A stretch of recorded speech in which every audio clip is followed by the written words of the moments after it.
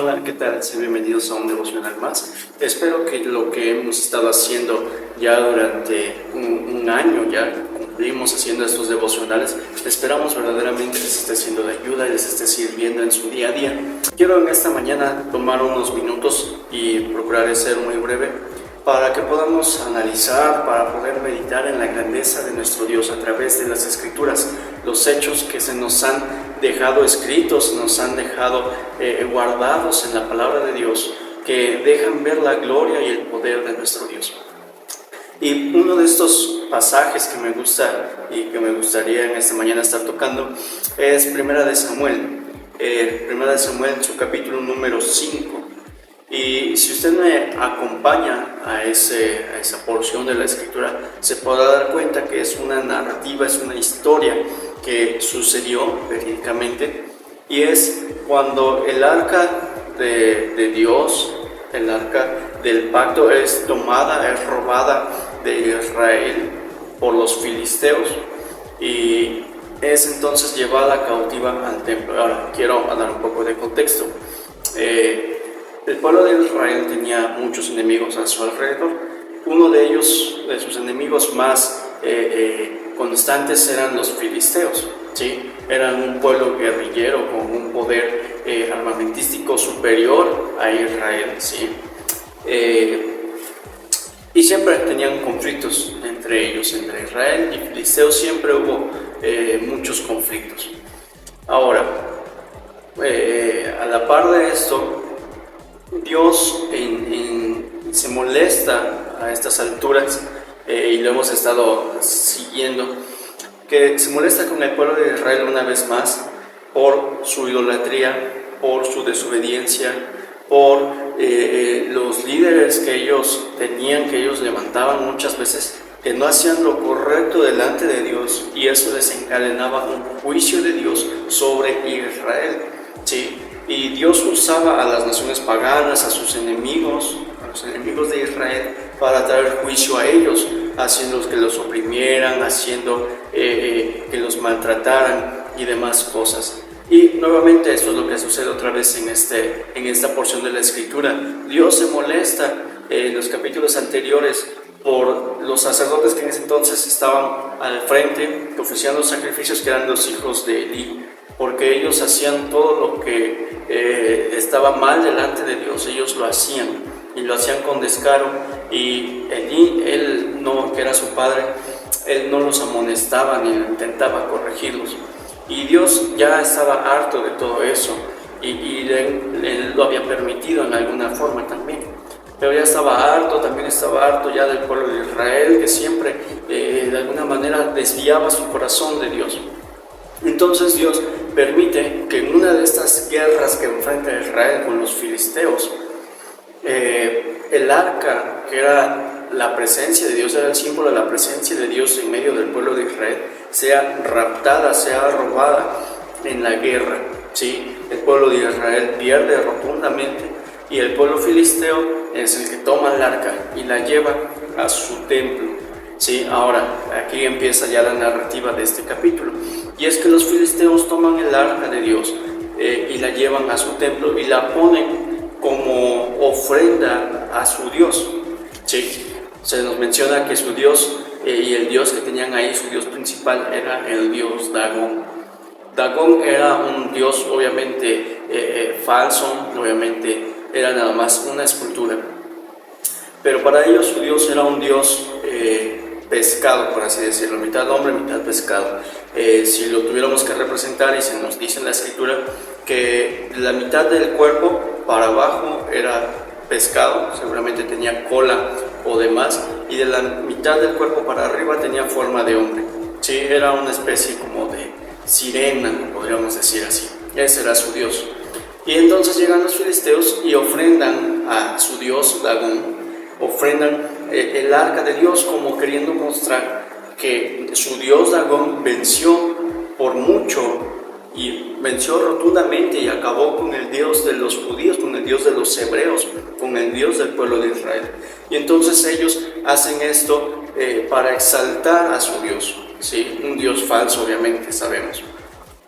Pero aquí es donde empezamos a ver la gloria de Dios y cómo Él muestra su poder y cómo Él deja registrado en las Escrituras que Él es todopoderoso, que Él es soberano y que si bien en alguna forma no depende del hombre para defenderse, simplemente Él también desea que el hombre esté junto con Él, ¿sí? Pero bueno, retomando la historia,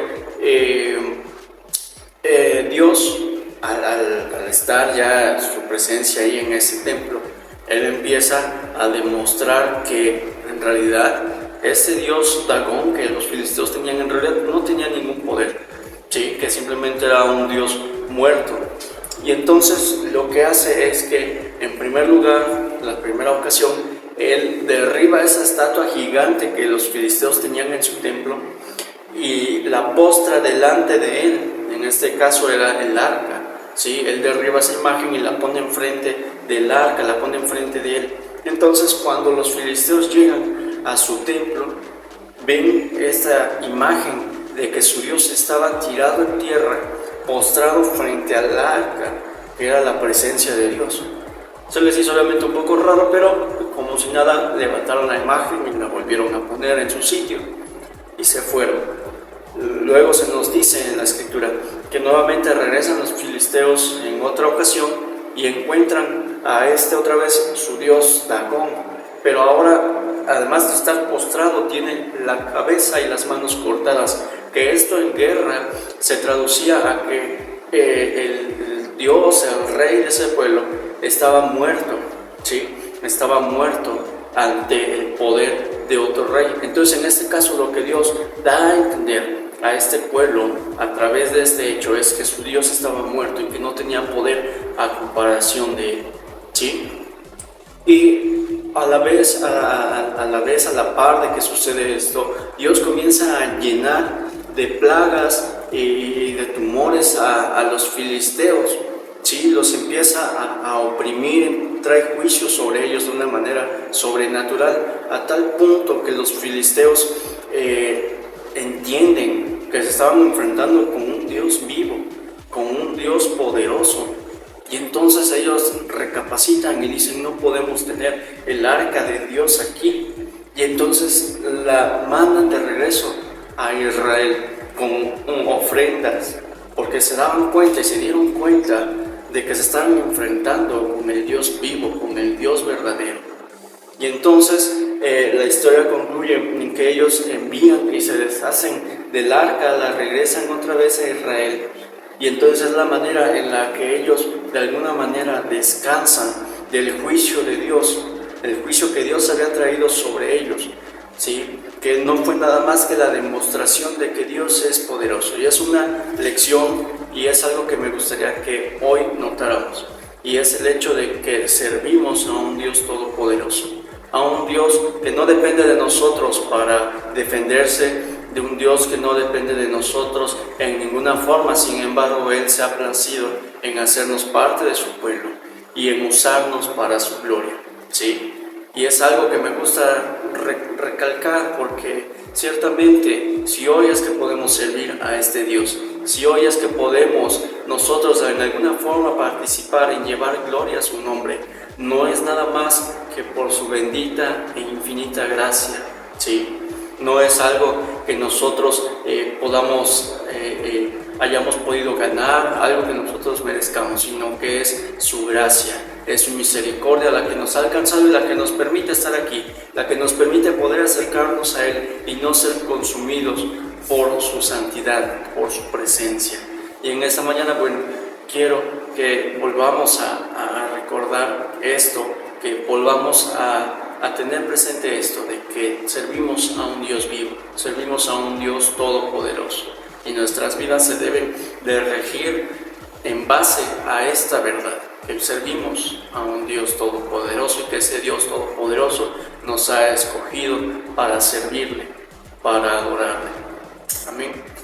Bueno, yo no quiero robar más tiempo de su día, pero eso era lo que yo quería compartirles en esta mañana y recordarles, porque a veces nos dejamos impresionar, nos dejamos a veces llevar por las cosas o situaciones a veces difíciles que pasamos en la vida, en nuestro día a día, y olvidamos que servimos a un Dios todopoderoso.